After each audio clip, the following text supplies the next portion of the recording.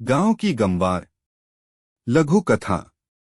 मनस्वी गांव की चुलबुली सी लड़की थी। पिता चाहते थे कि बेटी का भविष्य सुरक्षित रहे, इसलिए उन्होंने उसका विवाह शहर के एक नामी ग्रामी परिवार में कर दिया। वह भी इस बात से बड़ी खुश थी कि अब वह शहर में बड़े ठाठ बाट से रहेगी। वह परिवार में सबसे छोटी बहू थी। उसकी तीनों जेठानी बड़े शहरों से थी, वह सबसे छोटी थी, इसलिए सभी का कहना मानती। घर में यूं तो नौकर चाकर थे, परंतु नौकर जब भी छुट्टी पर जाते साफ सफाई का सारा काम उसी के जिम्मे आता। भोलेपन में वह खुशी खुशी सारा दिन लगी रहती। उसकी जेठानियां अक्सर उसका मजाक उड़ाया करती। मनस्वी इतनी भोली और सरल थी कि वह उनकी व्यंग्यपूर्ण हंसी को कभी समझ ही न पाती थी, बल्कि खुद भी उनके साथ खिलखिलाकर हंसती। घर में हवन यज्ञ या अन्य कोई भी आयोजन होने पर साफ सफाई के कार्यों में अक्सर उसे ही लगाया जाता। एक बार ससुर जी ने घर में यज्ञ का आयोजन करवाया, उसमें सभी को भोज निमंत्रण दिया गया। यज्ञ संपन्न होने के बाद घर के बाहर बहुत सारे झूठे पत्तल इकट्ठा हो गए। अब समस्या थी कि इन पत्तलों को उठाकर